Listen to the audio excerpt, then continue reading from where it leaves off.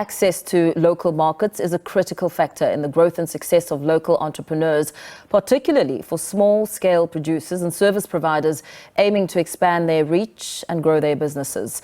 However, the journey to securing a space in these markets is often fraught with challenges, including competition, logistical hurdles, and a lack of market knowledge. By addressing these obstacles and providing support, local producers can unlock new pathways for growth, foster stronger community ties, and contribute to the local economy.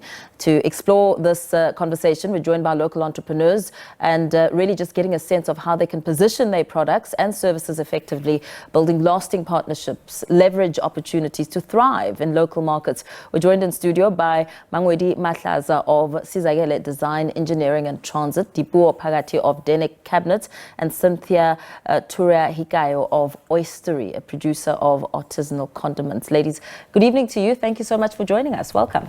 Thank you for the invite. As we look at the journey of entrepreneurship, I mean, many challenges, very, very difficult journey, but worthwhile when things are working, right? But we know that there are many gaps that need some sort of intervention and require more than just yourselves. Perhaps, Cynthia, let's start with you. Talk to us a little bit about your business and some of the challenges you're facing. Okay, so I am Cynthia Turyahikayo. I am in the condiments industry, and so we supply infused olive oils, relishes, and all of that stuff to boutique hotels, restaurants, and so forth. And I think one of the gaps, or one of the problems that I'm finding, is that the journey needs, when the capacity grows, when the demand is a lot, and you're still such a small team, and having to keep that cash flow going, and having to keep your suppliers going. I think it's small things like that that make it challenging and difficult. And I think also just the access to markets sometimes becomes very difficult, because as young female entrepreneurs, we are not trusted. You know, the truth of the matter, there's not a lot of trust. And so institutions are not willing to give you the whole arm. And if they do, and then your interest rates are skyrocketed, it makes it so unsustainable to actually grow your business, because now you can't meet that demand because there's some constraints, especially in the financial aspects of things. Dipuo, you're all about making our kitchens look nice, and of course, I would imagine other parts of the home. And having started your business out of your own frustrations, not being able to find someone to design this dream kitchen of yours, what would you say are some of the biggest challenges you face? Some of the challenges we face, especially as a black woman in a male-dominated industry like carpentry, is definitely access to markets, especially when it comes to bigger markets, right? Most of my clients are private clients, you know, and those come in regularly. But when you try to access the retail market and the corporate market, that is where the big challenge is. You know, a lot of red tape, a lot of compliance requirements that you need to meet in order to do business with the big corporates. And also, you know, with retail, the tight margins, and just getting the buyers to, you know, come and see you, and, you know, you pitch your business. You often write emails to them, they don't respond, or you've got to know someone who knows someone in order to get in. So those are some of the frustrations that we go through as small businesses. What would you say your challenges are? Pretty much the same. I mean, I'm in engineering. It's a male-dominated industry. I've been in the field for almost more than 19 years and started my business 6 years ago. So access to market still remains one of my biggest challenges. You know, we're competing with companies that have been there for 10 to 20 years, and we're just small babies, and worse, we're 100% female-owned. So it becomes a problem to have that customer relation, customer trust, to build that. So we're facing almost the same challenges as entrepreneurs, especially as women in business. Dipuo, you spoke about red tape. I mean, we've pretty much spoken a lot about it on the show throughout the course of this week, having spoken to the Small Business Minister as well as Gauteng Finance MEC, Lebogang Maile, just last night. Red tape, what kind of red tape are you challenged with in your space in the carpentry? I mean, we spoke to a bunch of food entrepreneurs yesterday, and they spoke about certification. What kind of red tape are you facing? So basically, it's mostly the compliance, right? You have to have proper processes and systems. Sometimes in manufacturing, you have to be ISO 9001 or 1400 accredited. Those things don't come in cheap, you know, they are very expensive.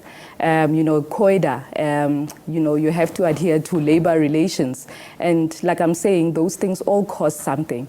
And not only that, when you try and looking for funding, it's how long it takes for them to respond to you. And when they do respond to you, whether you are doing a funding application and they do maybe not approve your application, they don't come back with feedback to say, listen, this is the gap that we can see. You are not getting funding because of 1, 2, and 3. So that we can go back to the drawing board and say, okay, this is what I need to fix in my business. Very often you are just not approved and you don't know the reasons. Which is heartbreaking. More so with this golden plan, which you're hoping to change lives, create jobs. A lot of what the president's speaking to, like growing the economy and creating these jobs, but a lot of obstacles on the way to getting there. I would imagine within the food space, certification would include things like the GFSI certification to be able to supply retail and have the product on shelf. You spoke a little bit about access to market. I understand that your products are at hotels and restaurants.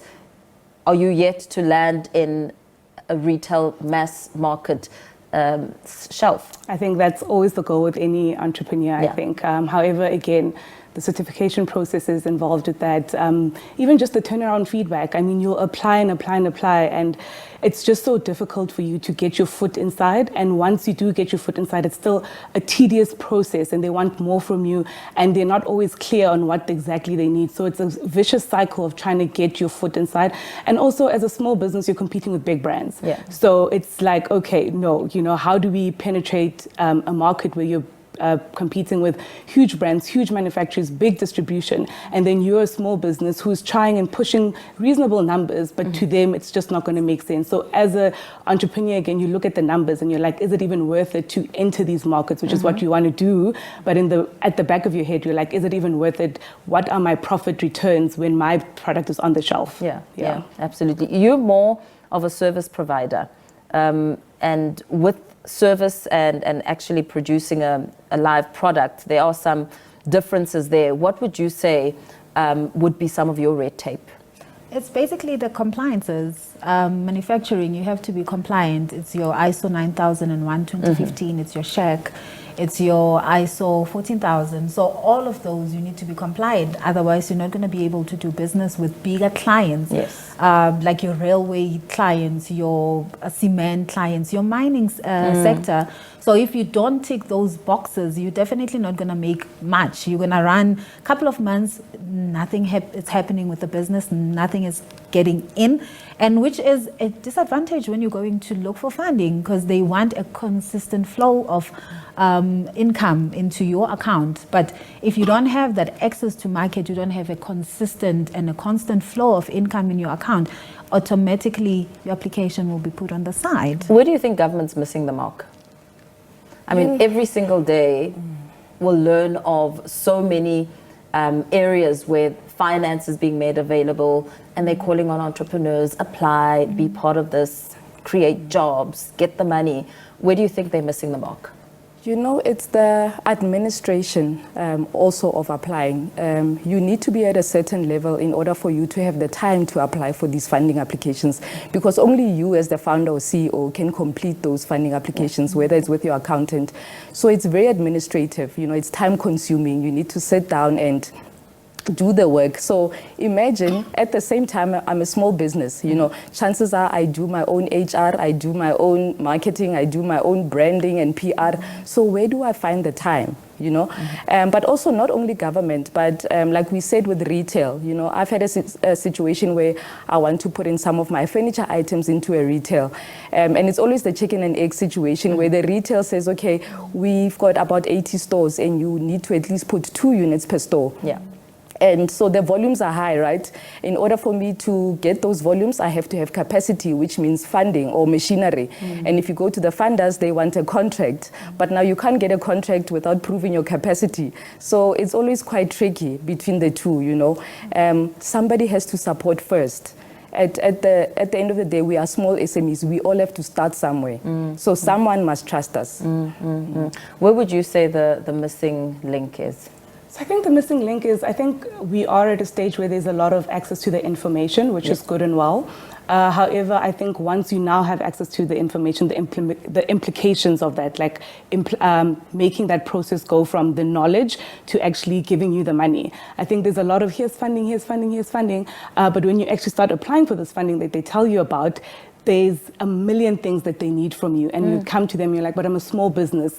Where is the training provided to? You know, even just the process, there isn't enough information on how to go about that process as well. So now you're stuck there, and with all these documents that you need to fill in, all these certifications that you need, ABC, and you don't even know where to start. So you also get overwhelmed. And I think for me as an entrepreneur, I found it more feasible approaching friends and family for this funding that I'm looking for. And you find that these are people who are willing to invest in you more than the government initiatives. And even in the private sector, I think they're doing a very good job more than government initiatives in terms of providing us with platforms, whether it's through collaboration or networking, or giving us all these informations that we're able to then empower ourselves more. So I think the government goes a bit wrong where they tell you about the things, but in terms of the implication of it, it's just a whole different story around that. Yeah.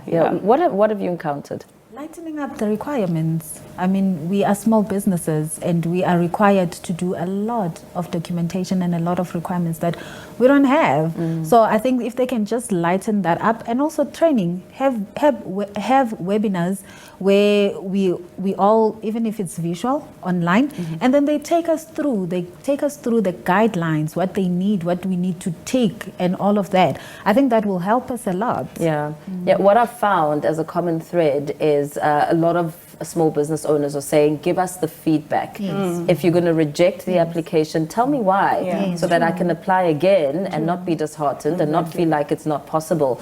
And of course, we are looking and hearing of how you ladies are a part of the bigger chain to create jobs, empower people. Perhaps let's touch a little bit on the importance of running a business and what it means to you personally to be brave enough to quit whatever you were in, I mean, like a full-time job perhaps, or maybe just wanting to make a difference. Let's start with you. Yeah, I think for me, passion can turn into profit. And I think that's my biggest thing. And I think for me, with my business, it literally started as a passion project more than anything. And over time, you realize that you can actually monetize this. And I think a lot of women, what we don't realize is that we can literally monetize anything these days. And I think once the mindset changes in terms of, making a means to an end and trying to create wealth, trying to create something that's going to last after I'm here, I think that shift in perspective gives you pride in being a businesswoman. This is what makes you want to, be a businesswoman. And so for me, I think just changing your mindset from I think we sometimes struggle with a poverty mindset and not really realize that, I can do whatever I put my mind to. And if that means sacrificing here and there, that's the sacrifice I'm going to have to make.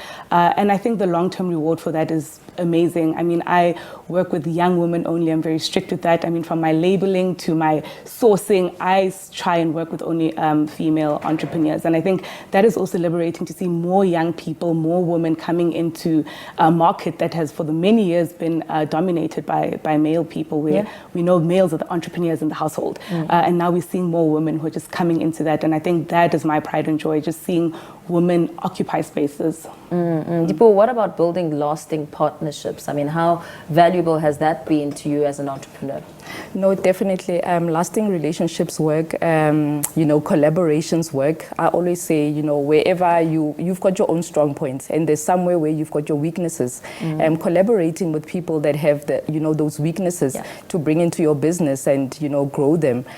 So definitely we need to work together. I mean, seeing that this is a all ladies panel, do you think that the perceptions and the maybe myths about how women aren't supporting each other, do you think it's time to do away with that, or are you still seeing more of it happening?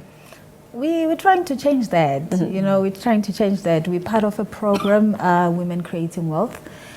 We've seen a lot of growth from that. Personally, from my side, it was women coming together with one mission and one vision to create wealth, and also to change the whole structure, the way we are perceived, the way we are accepted in the whole business world.